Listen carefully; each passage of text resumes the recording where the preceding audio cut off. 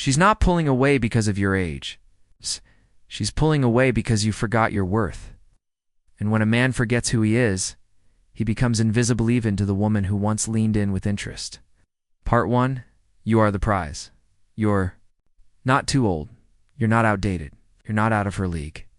You're just playing the wrong role, acting like the lucky one, when in truth, you bring more to the table than you realize. At 40, 50, 60, you've built, failed, recovered. You've walked through fire and come out wiser. That quiet strength is magnetic. Marcus Aurelius said, "The impediment to action advances action. What stands in the way becomes the way." Most times, what's in your way is the belief that you're not enough. That ends now. Take Mark. He's 52, financially stable, grounded. Still, younger women ghost him after great dates. Why? Because he acts like she's the prize, like he needs to earn her attention. That energy kills attraction. You're not here to chase. You're here to lead. You're not applying for a spot in her life. You're inviting her into yours. If you've done the inner work, you've found peace and silence and strength and restraint. That's what women want. TMOHNO presence, calm leadership, unwavering clarity. Seneca said, "Sometimes even to live is an act of courage." Courage, surviving heartbreak, reinventing yourself, stepping back into dating with purpose makes you the prize. But none of that matters if you don't believe it. Keep putting her on a pedestal and she'll look down on you. Flip the script. Stop chasing. Be the gravity she wants to orbit, not through arrogance, but through grounded presence. Say it. I am the prize. Say it again. Not for her, for you. Because when you carry that truth, not just in your posture, but in your presence, everything changes. Stick around. The next mistake is even more subtle and more dangerous. Part 2. Stop being her mentor. A common mistake older men make, especially the wise, successful ones, is stepping into the mentor zone. You think you're building attraction by sharing lessons, offering advice, or being helpful. Not sparking desire, you're teaching. And that's the problem. The moment you become the guy who guides her, you stop being the man she flirts with and start being the man she learns from. You become useful, not desirable. And there's a big difference. Think about it. Would you rather go on a date or attend a seminar? Attraction doesn't thrive in lectures. It thrives in tension, mystery, and polarity. Many men do this because it feels safe. Teaching keeps the conversation going without risk. You can feel admired, even respected, but you don't create desire. And that's what she's really testing for, your ability to stir something inside her. Seneca said, "He who is brave is free." That applies here. Real freedom in dating doesn't come from playing safe. It comes from stepping into tension. Without fear, being bold doesn't mean being reckless or creepy. It means being clear. Clear that you're not here to be her coach. Clear that you're not afraid to show desire. Clear that you are a man, not a mentor. She doesn't want dad. Energy. She wants to feel a spark. That only happens when you stop hiding behind wisdom and start showing grounded presence. This means no more over-explaining, no more trying to win her over with polished life advice. You don't have to say, "Here's what I would do." That sounds like a lot. How are you really holding up?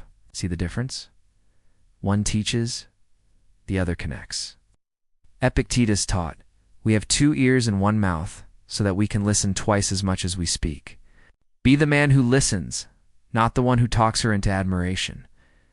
Let your presence speak louder than your past. Let her feel the edge, not the expertise. Marcus Aurelius wrote, "Waste no more time arguing what a good man should be. Be one." You don't need to say you're grounded. Show it. You don't need to prove you're wise. Embody it. When you stop teaching and start being, you become the kind of man who makes her lean in, not zone out. Drop the mentor mask. Let her feel. Your mystery.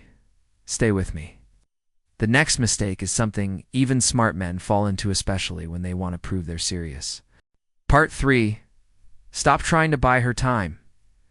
Jason thought he was doing everything right. At 48, successful and generous, he met Rachel LaSharp, attractive woman in her early 30s. After a great first date, he pulled out all the stops for the second. Rooftop dinner, luxury car, expensive wine. She smiled. She thanked him. Then she ghosted him. What went wrong? He tried to buy her time. It's a mistake many older men make, not always with money, but with effort. Over texting, over planning, over giving. It sends the message, I don't believe I'm enough, so let me compensate. Real attraction doesn't come from proving your worth. It comes from being rooted in it. Epictetus said, wealth consists not in having great possessions, but in having few wants. That applies here. When you need her interest to feel valuable, you're no longer grounded. You're grasping. Instead of offering your presence, you're offering payment through gifts, attention, or time. But that creates tension, not desire. She starts wondering, what does he expect in return? Is this generosity or control? The truth is, when you overinvest too early, she doesn't feel chosen. She feels bought, and that kills connection. Generosity is beautiful, but only when it flows from abundance, not insecurity. Marcus Aurelius wrote, very little is needed to make a happy life. It is all within yourself, in your way of thinking. If your mindset says, I need to impress her, you're already out of alignment. Instead of high-end dinners, try simple moments, a walk, a coffee, a quiet evening. That says, I value time with you, not your reaction to what I spend. Lead with presence, not presentation. You don't need to prove you're serious by throwing money at the connection. Show her that your energy is focused, calm, and selective. That's what makes her feel safe and drawn in. Women feel attraction when they sense you value your time. When you don't chase what doesn't match your energy, you don't bribe for affection but invite her into your flow. Let your actions say, I am enough as I am. So say it. I don't buy time. Not with money. Not with effort. Not with attention I haven't seen earned. Because the man who knows his value never has to prove it. And next, we'll dive into the mistake that ruins even the best connections, because it's not what she says that matters most. It's how you respond. Part 4. Learn to pass her tests. Every man gets tested, especially by younger women. It's not to manipulate, but to feel your strength. A test is her subconscious asking, can I trust this man to lead? Is he stable, present, grounded? And most men fail without knowing. She shows up late, gets cold, flirts with another guy, says something subtle like, you're actually cute for an older guy. It's not the words, it's the energy behind them. She wants to feel your center. But if you overreact, puff up, try to win her back, or prove something, you lose the frame. Marcus Aurelius said, you have power over your mind, not outside events. Realize this, and you will find strength. Can't control her moods, but you can control your response. When you stay calm, still, unshaken, you become rare. Most men panic when tested. They feel if they don't react, they'll lose her. But the opposite is true. Your calm is the attraction. When she sees that her behavior doesn't shake you, that you don't chase, when she pulls back her nervous system relaxes, she feels safe. It's not because you said something smart, but because you held your ground. This is what separates the men who are remembered from those who are forgotten. Tests don't end after the first date. They happen throughout the connection when it gets serious. When things get hard, even years in, Epictetus said, no man is free who is not master of himself. And that's the secret. Emotional self-mastery. You don't need clever comebacks. You need stillness. It's when she throws you off balance. Don't explain, don't fix, don't flinch.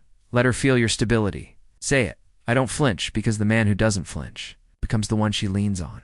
Next, we'll expose a mistake even kind-hearted men make, especially those coming out of long-term relationships. Part 5. Drop the nice guy energy. Craig was the perfect man. 52. Divorced after 17 years. Raised 2 kids. Dependable, emotionally available. He met Hannah. 29, charming, adventurous, into yoga and books. He did everything right. Good morning texts, deep listening, respectful space. After 3 dates, she said, you're a great guy, but I don't feel the spark. Why? Because kindness without edge feels safe, but not seductive. Being kind is not the problem. But when kindness becomes a performance, it turns into weakness. And women don't desire weak. They crave presence with power, warmth with boundaries. In marriage, being agreeable helps keep the peace. But in dating, especially with younger women, kills polarity. Seneca wrote, "A gem cannot be polished without friction, nor a man perfected without trials." You need tension to create attraction. That means showing up fully, not filtered. Nice guys seek approval. Real men show up, unapologetically. If you hesitate to flirt, to tease, to express desire, you end up becoming a friend, not a lover. Marcus Aurelius said, "The best revenge is to be unlike him who performed the injury." So stop reacting like the man afraid of rejection. Become the one who isn't afraid to lead. Craig's mistake wasn't kindness. It was passivity. Waited for her to set the tone. And by doing so, he surrendered his masculine role. Polarity dies when you wait. It thrives when you lead. So ask yourself, am I being kind or just agreeable? Am I real or just safe? Say it. I'm done performing. Because when you stop trying to be liked and start being felt, that's when she actually sees you. Stay tuned. The next mistake will challenge everything you think you know about emotional connection. Part 6. Slow down emotionally. For men over 40, especially those fresh out of long marriages, this is a common trap. You meet someone, there's a spark, and suddenly you're pouring out your story, your feelings, your intentions. Being real, but to her, feels like pressure. Not because she's immature, but because attraction grows in space, not speed. Marcus Aurelius wrote, "The nearer a man comes to a calm mind, the closer he is to strength." Calmness is not detachment, it's restraint. And in dating, restraint builds intrigue. When you reveal everything too soon, you take away her power to feel, to choose, to wonder. You're writing a love story before she even knows the plot. You might think emotional openness shows maturity, and it does when timed right. But too much too early, it can feel like control. Instead of letting her lean in, you're leaning too far forward, and she steps back, Seneca said. If a man knows not to which port he sails, no wind is favorable. The same applies here. If you rush without sensing her pace, even the best intention becomes a storm. Real emotional leadership is not about dumping feelings. It's about reading energy, knowing when to speak and when to let silence do the talking. Let her earn your depth, let her wonder, let her invest emotionally before you hand her the keys to your soul. Epictetus warned, "It is impossible for a man to learn what he thinks he already knows." Don't assume one great conversation means full connection. Let the story unfold. Connection isn't forced. It's revealed moment by moment. Say it. I hold steady. Because when you slow the emotional pace, you create space for real attraction to grow. Up next is a quiet mistake that's killing your spark without you even realizing it. Part 7. Don't lose your sexual edge. Many men over 40 make this quiet mistake. They become less sexually interesting not because they've lost desire, but because they've shut it down. Somewhere between wanting to be respectful and avoiding the creepy older guy label, they kill the spark. Brian, 52, recently divorced, met Samantha, 35, smart, gorgeous, full of life. Dinner went well. He walked her to her car and gave her a polite hug. She didn't call him back. Why? Because she never felt desired. He played it safe. Too safe. No flirtation, no tension, no masculine edge. Attraction isn't about being over the top. It's about being present, honing your desire with calm confidence. Marcus Aurelius said, "The soul becomes dyed with the color of its thoughts." If your thoughts are cautious, muted, hesitant, so is your energy. Most older men overcorrect. Afraid of missteps, they suppress attraction. But women don't. Want to date their HR rep. They want to feel a man's presence, Seneca said. A man who suffers before it is necessary suffers more than is necessary. By fearing rejection or judgment, you're rejecting yourself first. You don't need to be aggressive. You just need to stop hiding. Start with intention. Enjoy her presence. Hold eye contact, to dominate, but to connect. Let your gaze say, "I see you." Add playful tension, tease, push back lightly, touch when appropriate. Let your energy speak before your words do, Epictetus said. Practice yourself, for heaven's sake, in little things. And thence proceed to greater. That touch on her back, the brush of hands, the slow smile, that's where it begins. You are not a friend, not a mentor, not a gentleman checking a box. You are a man. And when you own that energy, without apology, without shame, she feels it. So say it. I bring fire. Because when your masculinity is felt, not forced, you don't just become memorable, you become magnetic. Coming up next is a subtle trap that ruins the connection even when everything else seems to go well. Part 8. Stop talking too much. Many older men fall into this subtle trap. You think being interesting means doing most of the talking. You tell stories, give advice, share lessons. But here's the truth. If she's not speaking, she's not connecting. She's performing. And eventually, she checks out. You've lived a full life. Business, travel, family, lessons hard-earned. And you want her to see your value. But trying to impress her with your words often robs her of the space to feel. Stoic philosopher Zeno said, we have 2 ears and 1 mouth, so we should listen more than we say. But most older men flip that ratio. You talk to fill, silence. You steer every conversation. You try to teach rather than connect. In doing so, you remove mystery, and mystery is magnetic. Women are drawn to curiosity, not certainty. When you tell her everything, explain everything, dominate the space she doesn't feel, she analyzes. She zones out. Instead, speak with intention. Don't rush to respond. Let her words linger. Ask better questions. Let her step into the space you've made.